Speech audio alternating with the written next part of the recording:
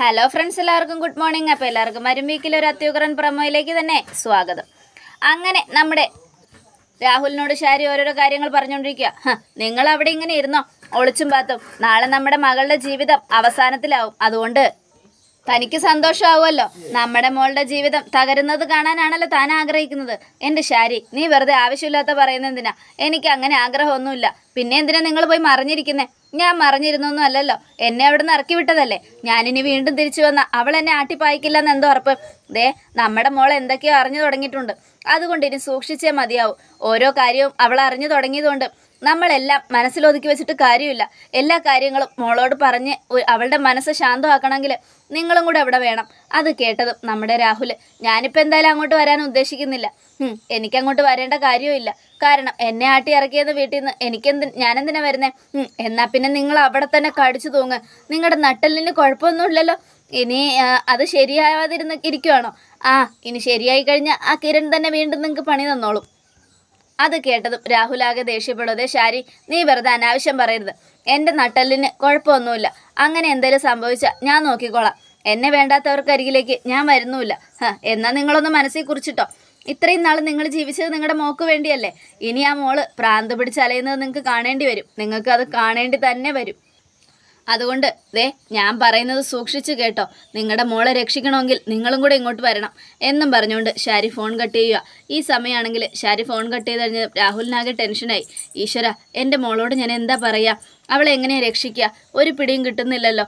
അവളോട് എന്തെങ്കിലും പറഞ്ഞാൽ അവളത് വിശ്വസിക്കത്തുമില്ല. അങ്ങനെയുള്ളപ്പോൾ ഒന്നും പറയാനും വഴിയില്ല എന്നൊക്കെ ആലോചിച്ചുകൊണ്ട് നമ്മുടെ രാഹുൽ ഇങ്ങനെ ഇരിക്കുവാണ്. ഈ സമയം പിന്നീട് കാണിക്കുന്നത് മനോഹറിനെയാണ്. മനോഹറാണെങ്കിൽ വേറെ റൂട്ടിൽ കൂടെയൊക്കെ പോയി ബീച്ചിലെത്തുകയാണ്. ഈ സമയം സരയു കുറച്ച് നേരം അവിടെ നിന്നു. മനുവേട്ടനെ കാണുന്നില്ലല്ലോ. ഏത് റൂട്ട് പോയിട്ടുണ്ടാവും? ഇവിടെ അടുത്തൊരു ബീച്ചുണ്ട്. ചിലപ്പോൾ ആ ബീച്ചിലേക്ക് പോകാനാണ് സാധ്യത. അതെ ചേട്ടാ, വണ്ടി ആ ബീച്ചിലേക്കൊന്ന് വിട്ടെ. അത് കേട്ടതും ഡ്രൈവർ വണ്ടി നേരെ ബീച്ചിലേക്ക് വിടുക. ഈ സമയം ബീച്ചിൽ മനോഹർ മറിയയും കൂടെ ഓരോരോ കാര്യങ്ങൾ പറഞ്ഞ് സംസാരിച്ചുകൊണ്ടിരിക്കുക. നീ എന്നെ എന്നാ മനോഹർ കല്യാണം കഴിക്കുന്നേ? നമ്മുടെ കല്യാണം ഉടനെ തന്നെ ഉണ്ടാവും. ആരെ അറിയിക്കുന്നില്ല. ആരെങ്കിലുമൊക്കെ അറിയിച്ചാൽ എൻ്റെ മാമന്മാരുടെ മക്കളെക്കുറിച്ച് അറിയാലോ. എല്ലാവരും ഓടി നടക്കും. ഇന്ന് തന്നെ ഒരുത്തി വന്നില്ല സരയു. അവളാണെങ്കിൽ എന്നെ കെട്ടിയില്ലെങ്കിൽ തൂങ്ങിച്ചാക്കുമെന്നും പറഞ്ഞ് നടക്കുക. ചിലപ്പോൾ ഞാൻ കല്യാണം കഴിക്കുന്ന എങ്ങാനും കണ്ട അവിടെ വെച്ച് ചിലപ്പോൾ വല്ല ആത്മഹത്യാ ഭീഷണിയും മുഴക്കിയാലോ. അത് ശരിയാ. അതുകൊണ്ട് നമുക്ക് ആരോടും പറയണ്ട. എന്തായാലും അമ്പലത്തിൽ വെച്ച് നടത്താടാ. അത് വേണ്ട, പള്ളിയിൽ വെച്ച് നടത്താം. നീ ക്രിസ്ത്യാനിയല്ലേ, നിനക്ക് ആഗ്രഹം ഉണ്ടാവില്ലേ പള്ളിയിൽ വെച്ച് നടത്തണമെന്ന്? അങ്ങനെ നടത്തിയാൽ മതി. ചിലരൊക്കെ എൻ്റെ പണം മോഹിച്ച് വന്നിട്ടുണ്ട്. എന്നാ നീ എന്നെ മാത്രം മോഹിച്ച് വന്നവനാ. അങ്ങനെയുള്ളപ്പോൾ നിന്നെ ഞാൻ കൈവിട്ട് കളയില്ല മനോഹർ എന്നും പറഞ്ഞുകൊണ്ട് നമ്മുടെ മറിയ എങ്ങനെ നിൽക്കുക. അതാണല്ലോ എനിക്ക് വേണ്ടത്. പണം മോഹിച്ച് വന്നാലും അത് പുറത്ത് കാണിക്കരുത്. നിന്നോടുള്ള സ്നേഹം ഞാൻ ഇങ്ങനെ പ്രകടിപ്പിക്കും മറിയേ. എന്നിട്ട് നിന്റെ കയ്യിലുള്ള കോടികളും ഞാൻ തട്ടിയെടുക്കും എന്നും ആലോചിച്ചുകൊണ്ട് നമ്മുടെ മനോഹർ മറിയെ കെട്ടിപ്പിടിക്കുക. ആ കാഴ്ച കണ്ടുകൊണ്ടാണെങ്കിൽ സരയു അങ്ങോട്ട് വരിക. ആ കാഴ്ച കണ്ട് സരയു ഷോക്കാവുകയാണ്. അപ്പോൾ പ്രകാശനും എൻ്റെ അമ്മയും അച്ഛനും ഒക്കെ പറഞ്ഞത് സത്യമാണ്. കിരണും കല്യാണിയും ഒക്കെ ഒന്നും അറിയാത്തതുപോലെ പറഞ്ഞുകൊണ്ടിരിക്കുന്നത് സത്യമാണ്. മനോഹർ എന്ന് പറയുന്നവൻ പക്കാ ക്രിമിനലാ, ഫ്രോഡാ. പെണ്ണുങ്ങളെ മാത്രം മനസ്സിൽ കൊണ്ട് നടക്കുന്ന ഒരുത്തനാ. ഇങ്ങനൊരു തെണ്ടിയാണോ ഈശ്വര എൻ്റെ കഴുത്തിൽ നീ കെട്ടിവെച്ചത്? എൻ്റെ തലയിൽ നീ കെട്ടിവെച്ചത്? ഇവനെ കൊണ്ട് നീ എന്തിന് എൻ്റെ കഴുത്തിൽ താലി കെട്ടിച്ചത് എന്നൊക്കെ ആലോചിച്ചുകൊണ്ട് സരയു പൊട്ടിക്കരയുവാണ്. ഈ സമയം സരേനെ അങ്ങോട്ട് പോകണമെന്നുണ്ട്. അപ്പോൾ നമ്മുടെ സരയു ആലോചിക്കുക, ഇല്ല, ഇതങ്ങനെ വിട്ടാൽ പറ്റില്ല. ഇയാൾ എൻ്റെ കയ്യിൽ നിന്ന് തട്ടിയെടുത്ത പണമെല്ലാം തിരിച്ചു പിടിക്കണം. എന്നിട്ട് ഇയാളെ വെറുതെ വിടാവൂ. വെറുതെ വിടില്ല ഞാൻ, കൊന്നുകളയും ഞാൻ. ശവം. ഇവനെയൊക്കെ ചുട്ടുകൊല്ലണം. സ്നേഹം അഭിനയിച്ച് ചോറിൽ വിഷം കലർത്തി കൊല്ലണം. എന്നാലേ മനസ്സിന് സമാധാനമാവൂ. എന്തൊക്കെയാ അവൻ പറഞ്ഞത്? എന്തൊരു സ്നേഹം എന്നോട് അഭിനയിച്ചത്? ഇവനെയൊക്കെ വെറുതെ വിടരുത് എന്നൊക്കെ ആലോചിച്ചുകൊണ്ട് സരയു പെട്ടെന്ന് തന്നെ കാറി കയറോടോ, വണ്ടി എടുക്ക്. എങ്ങോട്ടാ മാഡം? ഏതെങ്കിലും നരകത്തിലേക്ക് വിടറോ എന്നും പറഞ്ഞ് സരയു ദേഷ്യപ്പെടുക. വീട്ടിലേക്ക് വിടട്ടെ മാഡം. വീട് എന്നും പറയണം. അങ്ങനെ അവർ കാറും എടുത്ത് വീട്ടിലേക്ക് പോവുക. ഈ സമയം വീടെത്തിയതും സരയു ആകെ ഭ്രാന്ത് പിടിച്ചിരുന്ന് കരയുന്നത് കണ്ട് ശാരി അങ്ങോട്ട് ചെല്ലുക. മോളെ എന്നും പറഞ്ഞുകൊണ്ട്. അപ്പോഴേക്കും സരയു മനോഹറിനെ കണ്ട ദേഷ്യം മുഴുവനും ശാരിയുടെ നേരെ തുറച്ചു നോക്കുക. എന്ത് വേണം മോളെ? നീ എവിടെ പോയതാ? എന്തിനാ വിഷമിച്ചിരിക്കുന്നേ? ഞാൻ എവിടെ പോയാലും എന്തിനു പോയാലും നിങ്ങൾക്ക് എന്താ കുഴപ്പം? നിങ്ങളോട് ഞാൻ പറഞ്ഞിട്ടില്ലേ എൻ്റെ കാര്യത്തിൽ ഇടപെടരുതെന്ന്? എന്നോട് വന്ന് ഓരോരോ കാര്യങ്ങൾ ചോദിക്കരുതെന്ന്? പോ, എൻ്റെ മുന്നിൽ നിന്ന് പോ. എൻ്റെ മുന്നിലേക്ക് നിങ്ങൾ വന്നു പോകരുത്. പോകാനാ പറഞ്ഞത്. അത് കേട്ടതും ശാരി, മോളെ നീ എന്തിനാ കരയുന്നേ? എന്താ പ്രശ്നമെന്ന് നിങ്ങളോട് ഞാൻ പറയണോന്ന്? അതിന് നിങ്ങൾ എൻ്റെ ആരാ? എൻ്റെ അമ്മയാണോ? അല്ലല്ലോ. അപ്പം പിന്നെ മര്യാദയ്ക്ക് എൻ്റെ മുന്നിൽ നിന്ന് പോകാൻ നോക്ക്, ഇല്ലെങ്കിൽ നിങ്ങളെ ഞാൻ കൊല്ലും എന്നും പറഞ്ഞുകൊണ്ട് സരയു ആകെ ഭ്രാന്ത് പിടിച്ച സമനില തെറ്റിയ അവസ്ഥയിൽ ദേഷ്യപ്പെടുക. അത് കണ്ടത് ശാരി, ഈശ്വര, എൻ്റെ മോക്ക് ഇതെന്താ പറ്റിയേ? ഒരു പിടിയും കിട്ടുന്നില്ലല്ലോ. മനോഹറിന് പിന്നാലെ പോയ മോള് ഇനി അവനെക്കുറിച്ചുള്ള എന്തെങ്കിലും സത്യം കണ്ടുപിടിച്ച് കാണോ? അതുകൊണ്ടാണോ ഇങ്ങനെയൊക്കെ വയലൻ്റ് ആവുന്നേ എന്നൊക്കെ ആലോചിച്ചുകൊണ്ട് ശാരി ഇങ്ങനെ ഇരിക്കുകയാണ്. ഈ സമയം എന്ത് ചെയ്യണമെന്നറിയാതെ സരയു പൊട്ടിക്കരയുക. ഞാൻ എല്ലാം കൊണ്ടും തകർന്നു, എൻ്റെ ജീവിതമേ തകർന്നു. ആ കല്യാണി അവൾ ജയിച്ചു, അവളുടെ ജീവിതം വലിയ നിലയിലായി എന്നൊക്കെ ആലോചിച്ചുകൊണ്ട് സരയു കരഞ്ഞുകൊണ്ടേ ഇരിക്കുക. ഈ സമയം പിന്നീട് കാണിക്കുന്ന പ്രകാശനെയാണ്. ആ അമ്പലവാതിക്കൽ പ്രകാശൻ ഭിക്ഷയാചിക്കാൻ നിൽക്കുക.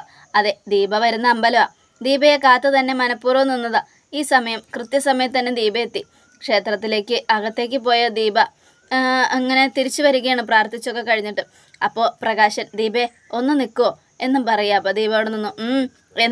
എന്ത് വേണം? ഞാൻ ഇവിടെ തന്നെ ഭിക്ഷയാചിക്കാൻ നിന്നത് നീ ഇങ്ങോട്ട് വരുമെന്ന് അറിയാവുന്നതുകൊണ്ടാണ്. എന്തിനാ നിങ്ങൾ എന്നെ കാത്തു നിൽക്കുന്നേ? കാശ് വല്ലതും വേണോ? അതുകൊണ്ടാണോ? ഏയ്, ഒരിക്കലും അല്ല, കാശൊന്നും വേണ്ട. ഇവിടെ നിന്ന് ഭിക്ഷയാചിച്ചാൽ എനിക്ക് ആവശ്യമുള്ളത് കിട്ടും. പിന്നെ ഒരു പ്രധാനപ്പെട്ട കാര്യം പറയാൻ വേണ്ടിയാണ് ഞാൻ വിളിച്ചത്. എന്താന്ന് പറയാനല്ലേ പറഞ്ഞത്? അത് കേട്ടതും എനിക്കിപ്പോൾ പഴയതുപോലെ മനസ്സിൽ ദുഷ്ടത്തരമൊന്നുമില്ല ദീപേ. ഞാൻ എൻ്റെ പെൺമക്കളെ മനസ്സിലാക്കി. എൻ്റെ പെൺമക്കളാണ് ശരി, മകനൊരു വലിയ ചതിയാണെന്ന് ഞാൻ മനസ്സിലാക്കി. ഇത്രയും നാളും എല്ലാം കൊടുത്ത് ഞാൻ അവനെ സ്നേഹിച്ചു. പക്ഷെ അവന് വേണ്ടത് മറ്റുള്ളവരുടെ കൊലപാതകവും സ്വർണവും പണവും ഒക്കെയാണ്. കഞ്ചാവിനും മയക്കമരുന്നിനും അടിമയായ അവനെ, നമ്മുടെ മോനെ, എനിക്കിനി വേണ്ട ദീപേ. എനിക്കെല്ലാം മനസ്സിലായി. നമ്മുടെ മോനല്ല, നമ്മുടെ പെൺമക്കളാ ശരി. അതെനിക്ക് പൂർണ്ണമായിട്ടും ബോധ്യമായി ദീപേ. നീ ഒന്ന് അവരോട് സംസാരിക്കണം, അവരോട് പറയണം എനിക്ക് അവരോട് ഒരു ദേഷ്യമില്ലാന്ന്. നിനക്കൊരു സൂത്രം കാണിച്ചു തരട്ടെ എന്നും പറഞ്ഞുകൊണ്ട് കല്യാണിയുടെ ഫോട്ടോ പേഴ്സിൽ നിന്നെടുത്ത് പ്രകാശം കാണിച്ചു കൊടുക്കുക. അത് കണ്ടതും ദീപ, നാണോ ഇല്ലേ നിങ്ങൾക്ക്? നാണോ മാനോ കുറച്ചെങ്കിലും ഉണ്ടായിരുന്നെങ്കിൽ നിങ്ങൾ ഇങ്ങനെയൊക്കെ ചെയ്യോ? ഇത്രയൊക്കെ ചെയ്തിട്ട് എൻ്റെ മുൻപിൽ വന്ന് നിന്ന് അഭിനയിക്കുക. നാശം പിടിച്ചവൻ. ദേ, ഒരു കാര്യം ഞാൻ പറഞ്ഞേക്കാം, താൻ എത്രയൊക്കെ അഭിനയിച്ചാലും എനിക്ക് തന്നെ വിശ്വാസം വരില്ലടോ. കാരണേ താനൊരു ദുഷ്ടനാ. ആയ കാലത്ത് നല്ല രീതിയിൽ ജീവിച്ചിരുന്നെങ്കിലും ഇന്നതിന് തനിക്ക് ഈ അവസ്ഥ വരില്ലായിരുന്നു. ഒരു കാര്യം ഞാൻ പറയാം, എന്തുകൊണ്ടും താൻ ഇനിയും അനുഭവിക്കാൻ കിടക്കുന്നതേ ഉള്ളൂ. എൻ്റെ മോളെ താൻ അത്രയ്ക്ക് വേദനിപ്പിച്ചിട്ടുണ്ട്, അത്രയ്ക്ക് ദ്രോഹിച്ചിട്ടുണ്ട്. എൻ്റെ മോളെ മാത്രമാണോ? എൻ്റെ മോളെ വയറ്റിലിട്ടുകൊണ്ട് നടന്ന സമയത്ത് നിങ്ങൾ എന്നോട് എന്തൊക്കെ ക്രൂരതയാണ് ചെയ്തത്, അതൊന്നും ഞാൻ മറന്നിട്ടില്ല. ഇന്നും എൻ്റെ ഹൃദയത്തിൽ അതൊരു വേദനയായി കിടക്കുന്നുണ്ട്. ഒരു പെണ്ണും ഇതുപോലൊരു ദുഃഖവും ദുരന്തവും അനുഭവിച്ചിട്ടുണ്ടാവില്ല. അതുകൊണ്ട് തന്നെ താൻ എന്തൊക്കെ തന്നെ ന്യായീകരിച്ചാലും ഞാനത് വിശ്വസിക്കത്തുമില്ല. ദീപ, നീ എന്തൊക്കെ പറഞ്ഞാലും ഞാനൊരു കാര്യം പറയാം. എനിക്കെൻ്റെ മക്കളോടും കൊച്ചുമക്കളോടൊക്കെ ഇഷ്ടമാണ്, ഒരുപാട് ഇഷ്ടമാണ്. ഇനി വിക്രം എന്ന് പറയുന്ന ഒരുത്തൻ എൻ്റെ ജീവിതത്തിൽ ഉണ്ടാവില്ല. പക്ഷേ നിങ്ങളൊക്കെ ഇനി എന്നും എൻ്റെ ജീവിതത്തിൽ വേണ്ട. എന്നെ കൂടെ നിർത്താൻ പേടിയാണെങ്കിൽ വേണ്ട. ഞാൻ മരിക്കുന്നതിന് മുമ്പ് ഒരു നേരത്തെ ആഹാരം എൻ്റെ കൂടെ കഴിക്കാൻ എൻ്റെ പെൺമക്കളോട് പറയണം. നീയും ഉണ്ടാവണം. കല്യാണിയും കാദംബരിയും മാത്രമല്ല, കാർത്തികയും ഉണ്ടാവണം.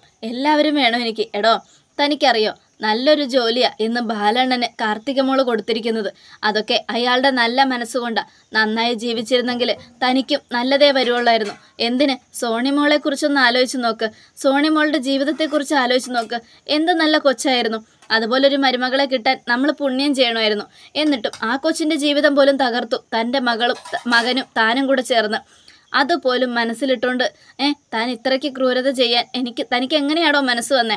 അത് കേട്ടതും ഞാൻ ചെയ്തതൊക്കെ തെറ്റാണെന്ന് എനിക്കറിയാം ദീപേ. എൻ്റെ മക്കളോട് ഞാൻ വലിയ തെറ്റാണ് ചെയ്തത്. അതുപോലെ മരുമകളോടും കൊച്ചുമോളോടും ഇനി ഞാൻ അങ്ങനെയൊന്നും ചെയ്യില്ല ദീപേ. എനിക്ക് എല്ലാവരും വേണം. മരിക്കാൻ പോകുന്ന ഈ സമയത്ത് എല്ലാവരും എൻ്റെ ചുറ്റും ഉണ്ടാവണം. ഞാൻ വേദനിപ്പിച്ച എല്ലാവരും എനിക്ക് മാപ്പ് തന്നില്ലെങ്കിലും കുഴപ്പമില്ല. ഒരു അവസാന ആഗ്രഹം പോലെ എന്നോടൊപ്പം എല്ലാവരും ഇരുന്ന് ഭക്ഷണം കഴിക്കില്ലേ? ഇല്ലടോ, അത് ഈ ജന്മത്ത് നടക്കില്ല. താൻ ചത്താലും തൻ്റെ ശവത്തിനരികിൽ പോലും വന്നിരിക്കാൻ ഞങ്ങൾക്ക് പേടിയാ.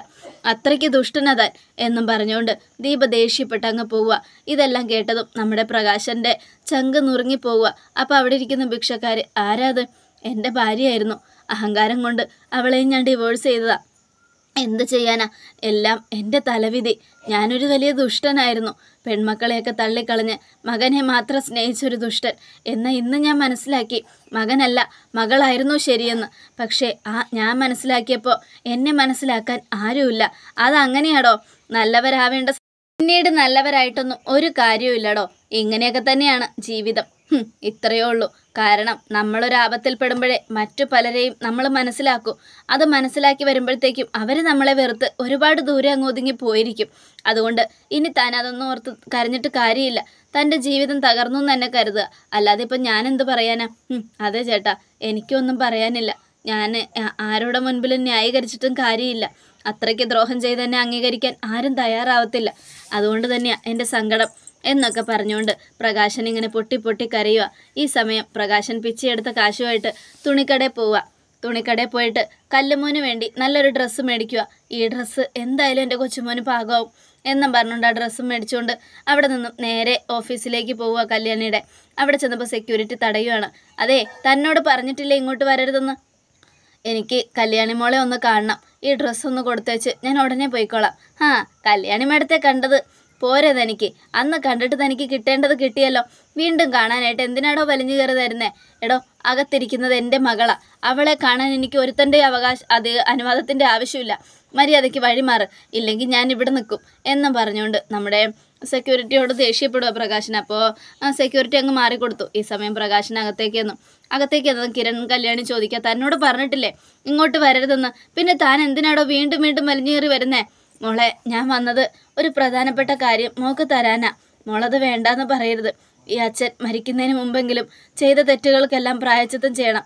അച്ഛൻ ഭിക്ഷയെടുക്കുന്ന കാശുകളൊക്കെ നിങ്ങൾക്ക് വേണ്ടി ചെലവാക്കണം. അത്രേ അച്ഛനുള്ളൂ. തൻ്റെ ഭിക്ഷക്കാശൊന്നും ഞങ്ങൾക്ക് ആവശ്യമില്ല. ആവശ്യത്തിന് ദൈവം ഞങ്ങൾക്ക് തന്നിട്ടുണ്ട്, അത് മതി. ഇനിയിപ്പോൾ മോളെന്നെ ഇതാക്കില്ലെന്ന് എനിക്കറിയാം. എനിക്ക് കുഴപ്പമില്ല. ഈ ഡ്രസ്സ് മേടിച്ചാൽ മതി എന്നും പറഞ്ഞുകൊണ്ട് നമ്മുടെ പ്രകാശൻ ആ ഡ്രസ്സ് അവിടെ വെച്ചിട്ട് അങ്ങ് പോവുക. അതവിടെ വെച്ചിട്ട് അങ്ങ് പോയി കഴിഞ്ഞതും നമ്മുടെ കിരൺ, ഇത്രയും നാളും സ്നേഹിക്കാത്തവൻ ഇപ്പോൾ ഡ്രസ്സും അതും ഇതൊക്കെ മേടിച്ച് സോപ്പിടുക. വിശ്വസിക്കരുത് കല്യാണി, ഇയാളെ കണ്ണുടച്ച് വിശ്വസിക്കരുത്. എനിക്കറിയാം കിരണേട്ടനെ അറിയുന്നതിന് മുമ്പേ ഞാൻ കാണാൻ തുടങ്ങിയതല്ലേ ഇയാളെ. അപ്പം പിന്നെ എനിക്ക് വിശ്വാസമാകുമോ? എന്തായാലും ഈ സാധനം ഞാൻ എൻ്റെ അമ്മയെ ഒന്ന് കാണിക്കും എന്നും പറഞ്ഞുകൊണ്ട് നമ്മുടെ കല്യാണി ഡ്രസ്സും എടുത്തുകൊണ്ട് നേരെ ദീപയ്ക്കരികിലേക്ക് ചെല്ലുക. അപ്പോൾ ദീപ, ഇതെന്താ മോളെ കയ്യിൽ കവറൊക്കെ ആയിട്ട്? ഡ്രസ്സ് അമ്മേ? കല്ലുമോന് ഡ്രസ്സ്? ഇത് ആര് തന്നെന്നറിയാമോ? അമ്മയുടെ മുൻ ഭർത്താവ്. അത് കേട്ടതും നമ്മുടെ ദീപ ദേഷ്യപ്പെടുക. ക്ഷേത്രത്തിൽ വെച്ച് ഞാൻ കണ്ടായിരുന്നു അയാളെ. അയാൾ എന്നോട് പറയുക, അയാളാകെ മാറി. പെൺമക്കളോടൊപ്പം ഒരുമിച്ചിരുന്ന് ഭക്ഷണം കഴിക്കാനുള്ളൊരു സമയം തരണമെന്ന്. എന്നിട്ട് ആ ഭക്ഷണത്തിൽ വിഷം കലർത്തി എൻ്റെ പെൺമക്കളെ കൊല്ലാനായിരിക്കും ആ ചെറ്റയുടെ ആവശ്യം, ആഗ്രഹം. സാധിച്ചു കൊടുക്കില്ല ഞാൻ. എൻ്റെ മോളെ, ഇത്രയും നാളും മോൾക്കൊരു ഉടുപ്പ് പോലും മേടിച്ചു തരാത്ത അവൻ്റെ കയ്യിൽ നിന്ന് മോൾ എന്തിനാ ഇത് മേടിച്ചത്? ഞാൻ മേടിച്ചതല്ലമ്മേ. ഇത് അയാൾ എൻ്റെ ടേബിളിൽ വെച്ചിട്ട് പോയതാ. പിന്നെ അവിടെ വെച്ച് വലിച്ചെറിയാതിരുന്നത് ഞാൻ അമ്മയ്ക്ക് കാണിച്ചു തരാം. ഈ ഡ്രസ്സ് ഞാൻ എന്താ ചെയ്യാൻ പോകുന്നതെന്ന്. ഒരു കാലത്ത് ഞാൻ അച്ഛനെ ഏറ്റവും കൂടുതൽ സ്നേഹിച്ചിരുന്നു. അയാൾ എന്നെ വെറുക്കുന്ന ഓരോ നിമിഷവും അയാളെ ഞാൻ സ്നേഹിച്ചുകൊണ്ടേയിരുന്നു. പക്ഷേ ആ സ്നേഹം എനിക്ക് കിട്ടില്ല എന്ന് എനിക്ക് ഉറപ്പായപ്പോൾ അയാളെ വെറുത്ത് തുടങ്ങിയതാണ് ഞാൻ. ഇനി എനിക്കൊരിക്കലും അയാളോട് സ്നേഹവും സിമ്പതിയും തോന്നില്ലമ്മേ. അമ്മ കണ്ടോ എന്നും പറഞ്ഞുകൊണ്ട് ഇങ്ങ് താന്നും പറഞ്ഞ് ഡ്രസ്സ് മേടിച്ച് വലിച്ചെറിഞ്ഞ് മുറ്റത്തിട്ടത് കത്തിക്കുക. ആ കത്തിക്കുന്ന സമയത്ത് കല്യാണിയുടെ മനസ്സ് മുഴുവനും ദേഷ്യവും വാശിയും വൈരാഗ്യമാണ്. വെറുതെ വിടില്ല ഞാൻ, വെറുതെ ഒരിക്കലും വിടില്ല ഞാൻ. അയാൾ എന്നെ ഒരുപാട് വേദനിപ്പിച്ചിട്ടുണ്ട്, ഒരുപാട് കരയിപ്പിച്ചിട്ടുണ്ട്. ഇനിയും നല്ലവനെ പോലെ അഭിനയിച്ച് എൻ്റെ ജീവിതം തകർത്ത് എന്നെയോ എൻ്റെ മോനെയോ കൊല്ലാനായിട്ടുള്ള വരവാ. വിട്ടുകൊടുക്കില്ല ഞാൻ.